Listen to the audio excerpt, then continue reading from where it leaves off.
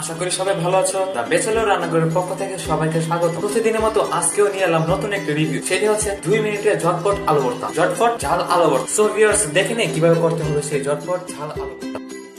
Viewers, দেখতেই পাচ্ছ কি কি লাগবে আজকের এই ঝটপট ঝাল আলু ভর্তার জন্য। এখানে দেখতেই পাচ্ছ যে এখানে আছে আলু, আমি আলুগুলো সিদ্ধ করে নিয়েছি। আর এর পাশে আছে মরিচ, শুকনো মরিচ আমি ভাজি করে নিয়েছি। আর এখানে আছে পেঁয়াজ কুচি, আর এখানে আছে লবণ। সো আজকের জাল আলু ভর্তার জন্য এইটুকু যথেষ্ট। এখন আমরা কি করবো, পেঁয়াজগুলো একটু ভাজি করে নিব। যেহেতু আমি মরিচগুলো ভাজি করেছিলাম তাই তেলগুলো একটু রয়ে গেছে। এখন তেলগুলোর মধ্যে পেঁয়াজটা ছেড়ে দেবো।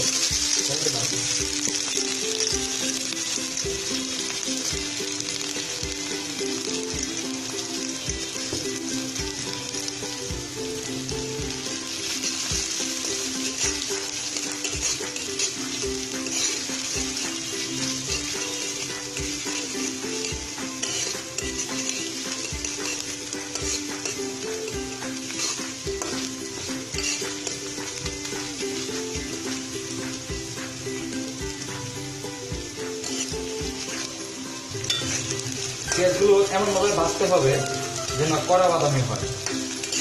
আমি ভাজতে থাকবো কারণ আমার কড়া বাদামি দরকার।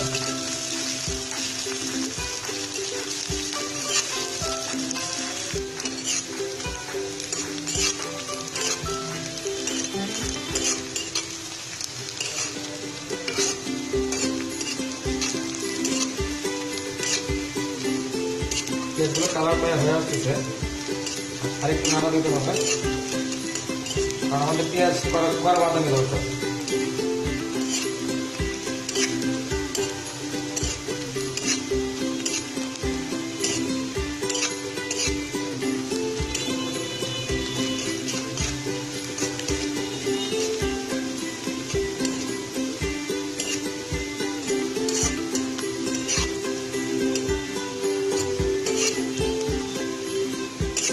হয়ে গেছে, পেঁয়াজের কালার হয়ে আসছে। এখন আমি কড়াইটা নামিয়ে দেবো।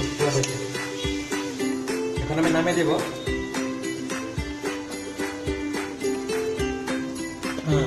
নামিয়ে দিলাম। এখন আমি আমার আলুগুলোকে ভেঙে ফেলবো। তো এখানে আলুগুলো আছে, আমি একটা চামচ দিয়ে ভেঙে ফেলবো।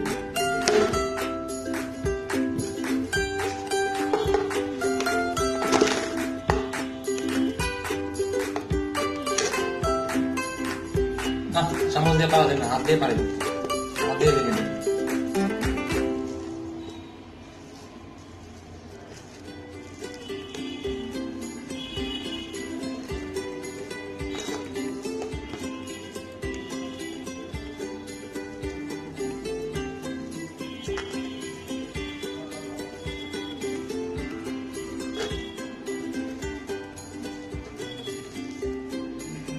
আমি পাঁচশো লবণটা দিয়ে দিলাম, দিয়ে একটু মেখে নেব।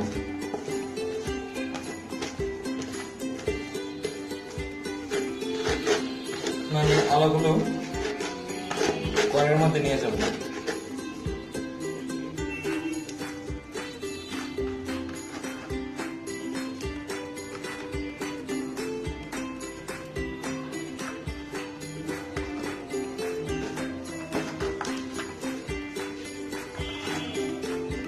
মরিচগুলো চামচগুলো ভেঙে দিয়ে দেবো।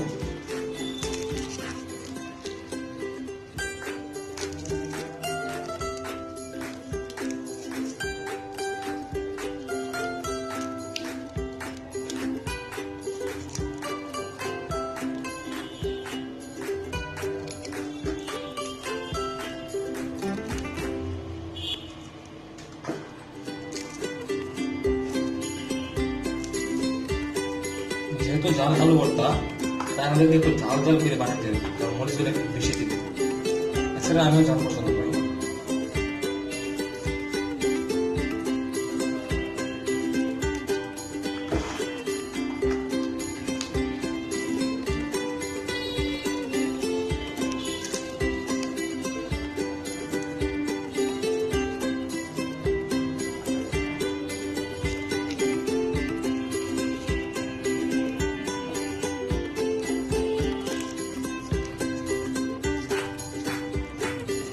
এসে আর লাগবে না, এখন আমি এগুলো মেখে দেবো।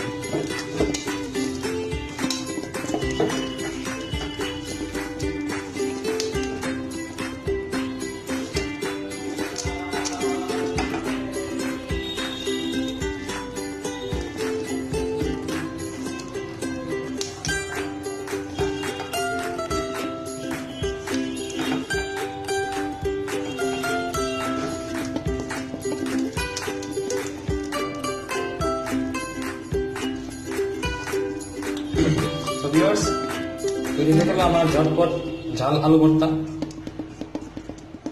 এখন আমি এটা প্লেটে তুলে নেব। তুলে নিলাম একটি প্লেটে। আমার আলু ভর্তা শেষ, কারণ এটা ছিল ঝটপট ঝাল আলু ভর্তা। সো তাড়াতাড়ি হয়ে গেল।